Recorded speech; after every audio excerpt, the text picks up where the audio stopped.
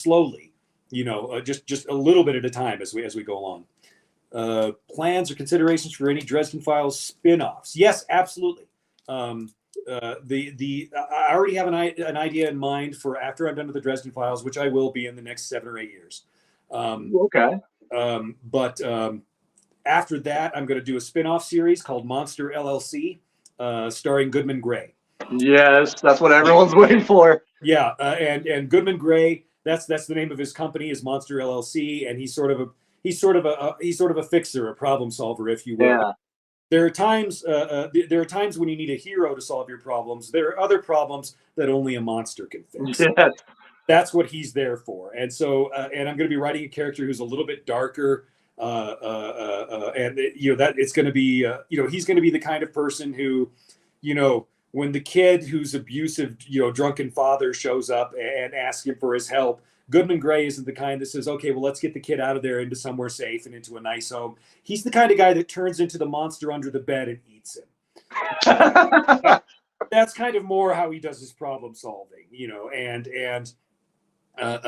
he's not going to have any of these. He's not going to have nearly as many qualms of conscience as Dresden does, when it comes to the bad guys. But at the same time, he's not a very nice person himself, but he's made a deal in order to keep his soul and to keep his free will and to be who he wants to be. And the deal is he's got to help somebody at least once a year.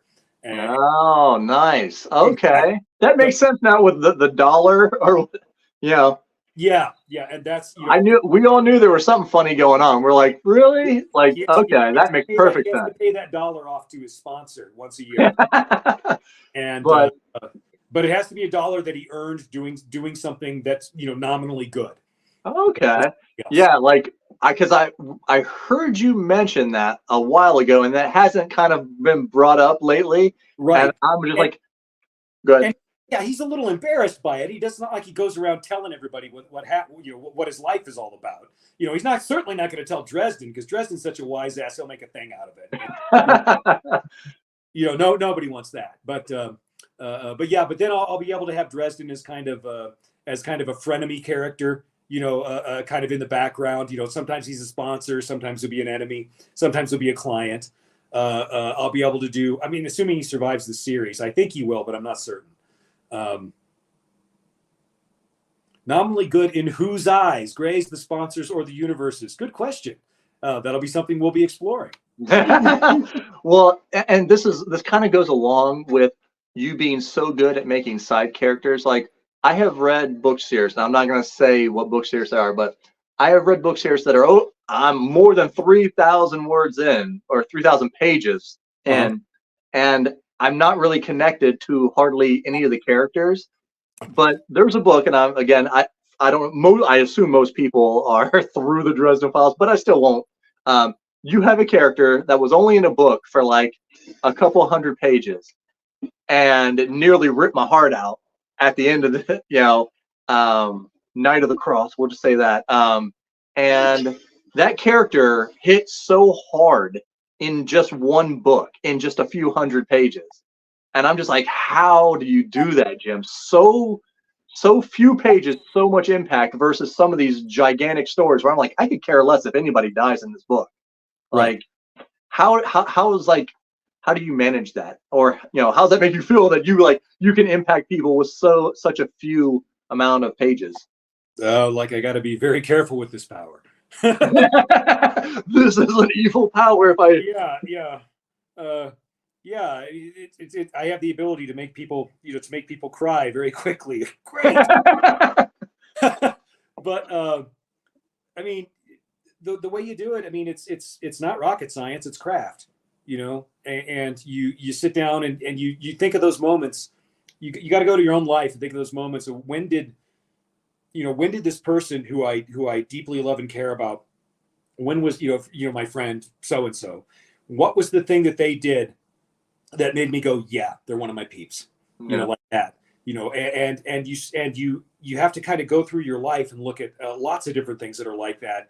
And then you start seeing, these humans that are special and important to me, they all kind of related to me in the same way. And then it's like, how can I share that with the people who are reading my book? How strongly this person affected me. how do I get that from my head and my heart over to you? And and the way you do that is I mean, it's the story craft. It's a combination of the story craft and some empathy and some instinct, but nothing that most writers aren't perfectly able to handle, I think. But you pay attention to the craft real hard, and it makes everything else easier. It feels Well, so it feels so artificial as a writer, while you're doing it, because you're sitting there going, well, I need them to, maybe this word is not the right word to associate with this character, because I need the reader to feel more trust, more assurance, when they meet this character, that he's somebody who knows what's going on, and then you show that person, and you show them being kind and supportive, and you follow the rule of three always. If you're gonna have a character do that, you have them do it 3 times. okay. Yeah, I mean, it's the reason that works is because in the world, in the world, when we were out, when we were living, rough with the animals, if you heard one sound, that was just a sound. You heard one animal call. Okay. If you heard 2, that might be something to pay attention to, because it might be a coincidence that you heard an owl over here and an owl over here. But if you hear 3 of them, then you can go, Something's going on. That's something different. That's intention. That's a signal. And so our brains are wired to pick up on, if something happens 3 times, we notice. Dad, dad, dad. Yeah. Yeah. Like that. I mean, it's kind of how we work as human beings. And so I just kind of use that to my advantage, because if I want to establish something for a character, I have it happen 3 times, and that kind of, and then the person sort of subconsciously realizes, oh, this is a character I can like and trust, like that, and you move ahead with that. And then when you kill that character, they're like, no, that's a character I liked and trusted. Yeah, I just started liking him. I know, and it's like, yeah, I know, I really set you up to do that. I'm sorry. I set you up for that, didn't I? Yeah. Oh, but another question I got from the fans was, will we see the Jade Court at any point? We might see an agent of theirs towards the end of the series. They're very isolationist, though. I mean, they basically don't leave the Yangtze River Valley. They've got their world. They're perfectly happy with it. They want to keep it there, and so they don't usually get too terribly adventurous. I mean, if I'm going to have monsters, from China, historically speaking, China's been very, very good at being China, at being immovable and not going anywhere. They've been terrible at expanding their empire, if only because, geographically, they sort of seem to have expanded to the limits of the Himalayas,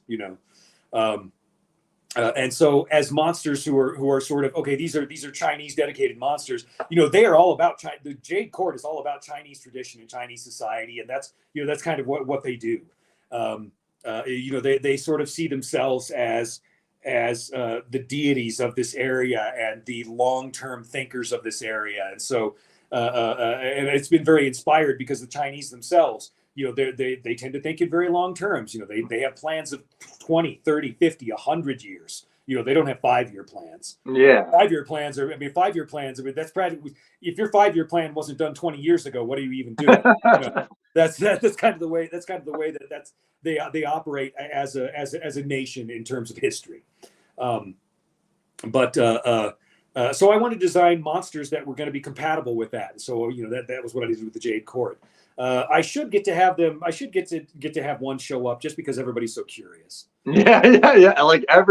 Like anytime, if you're on the forums, at least, every so often it'll pop up. It'll be like, any Jade Court. Now, I guess that you started kind of answering.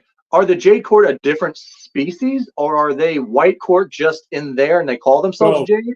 They're a whole different species. Oh, see, that's even more interesting to me now.